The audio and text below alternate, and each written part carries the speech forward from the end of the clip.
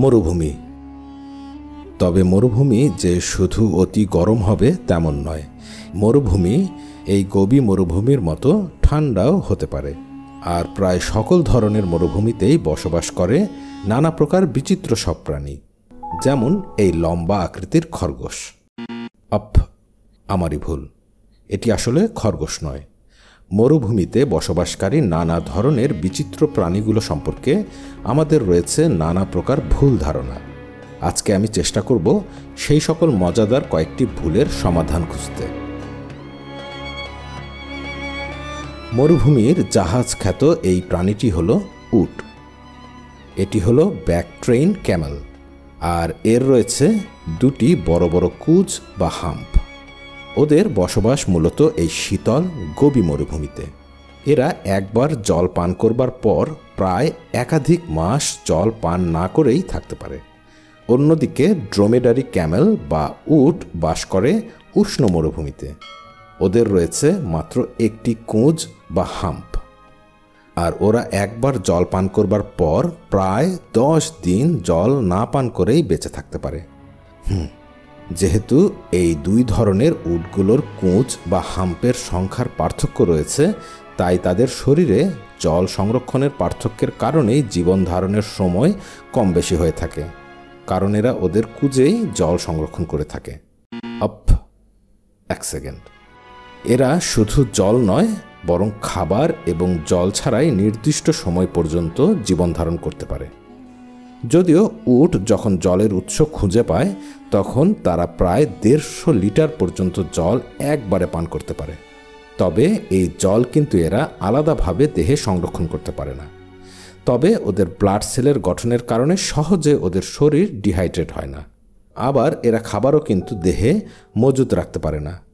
তাহলে ওরা কিভাবে এগুলোর চাহিদা এতদিন পর্যন্ত এমন বৈরী পরিবেশে মিটিয়ে থাকে? কুঁজ বা হাম্পে ওরা জল অথবা খাবার সংরক্ষণ করতে না পারলেও এই স্থান পূর্ণ থাকে চর্বিতে। আমরা যদি আমাদের দেহের দিকে তাকাই, তাহলে দেখব শরীরের এই স্থানগুলো কিছুটা ভিন্ন। স্ক্যান করা মানব শরীরের এই স্থানগুলোতে খেয়াল করুন। এগুলো হলো চর্বি। যারা স্থূল তাদের দেহের চর্বি ভালোভাবে দেখা যায়। আর এর থেকে বোঝা যায় আমাদের দেহের চারপাশেই শরীর চর্বি সংরক্ষণ করে রাখে, এবং এই প্রক্রিয়াটি প্রায় অধিকাংশ প্রাণীর ক্ষেত্রেই প্রযোজ্য। কিন্তু উট এবং এ জাতীয় কিছু প্রাণীর ক্ষেত্রে বিষয়টি ভিন্ন। ওদের চর্বি একটি নির্দিষ্ট স্থানে জমা হয়, আর উটগুলোর ক্ষেত্রে ওদের এই কুঁজে।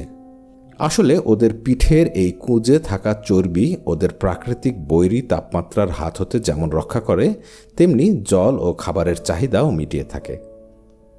আচ্ছা, বিষয়টা বোঝা গেল। তবে এই প্রাণীটি দেখতে হুবহু খরগোশের মতো, তবুও খরগোশ নয়। কিন্তু কেন? খুব স্বাভাবিকভাবেই আমাদের চোখে ধরা পড়বে এদের দৈহিক আকার। একটি খরগোশের আকার যেখানে মাত্র 12 থেকে 16 ইঞ্চি, সেখানে এরা আকারে হয় প্রায় 2 ফুট পর্যন্ত। তবে এদের কানের দিকে লক্ষ্য করুন। এক বাক্যে এদের কানগুলো চোখে পড়ার মতো ভিন্ন রকমের। এদের গঠন যেমন বেশ ভিন্ন, তেমনি আকারের দিক থেকেও ভিন্ন। এদের কানগুলো প্রায় 6 থেকে 7 ইঞ্চি পর্যন্ত লম্বা হয়, যেখানে আমাদের পরিচিত সাধারণ খরগোশের কান জাতভেদে 2 থেকে 5 ইঞ্চি পর্যন্ত হয়ে থাকে। তবে শুধু কানই নয়, এদের পাগুলো কিন্তু অনেকটাই লম্বা আমাদের পরিচিত খরগোশ হতে। তবে এদের মধ্যে পার্থক্যের সবচেয়ে উল্লেখযোগ্য বিষয়টি লুকিয়ে রয়েছে এদের চোখে। কাছ থেকে এদের চোখটি দেখতে ঠিক এমন, অর্থাৎ অ্যাম্বার বা গোল্ডেন আই। আবার দেখুন, এটির চোখের রং গাঢ় বাদামি। গাঢ় বাদামি রঙের চোখের অধিকারী প্রাণীটি হল একটি খরগোশ বা র্যাবিট। আর মরুভূমির এই অ্যাম্বার রঙের চোখের অধিকারী প্রাণীটি হল একটি হেয়ার।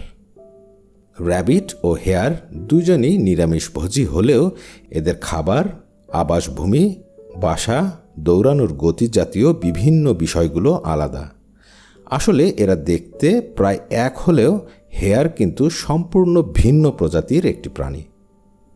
গুবরে পোকা বা ডাং বিটেল মরুভূমি সহ পৃথিবীর প্রায় সব জায়গাতেই দেখতে পাওয়া যায়। এদের কিছু কার্যক্রম এদেরকে প্রকৃতির জন্য অপরিহার্য করে তুলেছে। পশুর মল এরা খেয়ে থাকে তা আমরা সকলেই জানি। শুধু তাই নয়, এরা এই পশুর মল বা গোবরকে বল আকারে তৈরি করে মাটির ভেতর নিয়ে যায় পরে খাবার জন্য, যখন খাবারের সংকট দেখা দিবে। অর্থাৎ খাবার ওরা মাটির নিচে সংরক্ষণ করে রাখতে পারে। আমরা যারা এমনটা ভাবি তাদের এই ভাবনাটা আসলে ভুল। কারণ গুবরে পোকা পশুর মল এমনভাবে দলা পাকিয়ে মাটির নিচে নিয়ে যায় ডিম পারবার জন্য। এর ভেতর এরা ডিম পারে, আর ডিম ফুটে যখন লার্ভা বের হয় তখন তারা এই গোবর খেয়েই বেঁচে থাকে। বর্তমানে পৃথিবীতে বিচরণ করা সর্ববৃহৎ পাখি কোনটি? নিঃসন্দেহে অস্ট্রিচ বা উট পাখি। এরা উঠতে না পারলেও দৌড়ানোতে খুবই দক্ষ।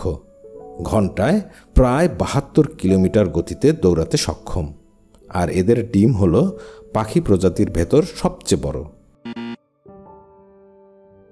আচ্ছা, চলুন আমরা ডিমের আকার পরিমাপ করার চেষ্টা করি।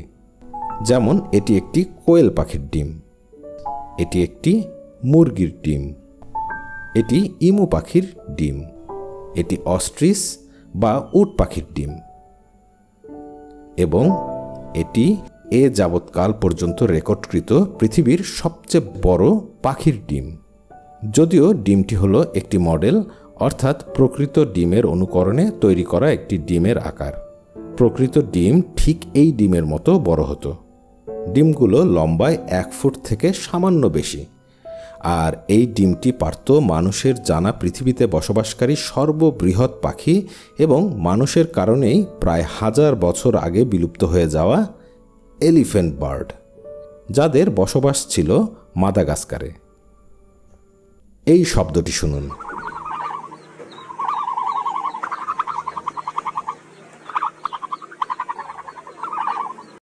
খুব সাধারণ এই শব্দ যে পাখিটি করছে সেটি হলো একটি অস্ট্রিচ বা উট পাখি।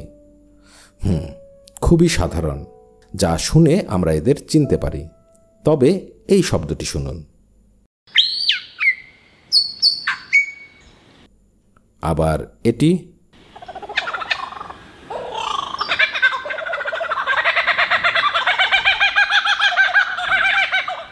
অথবা এটি।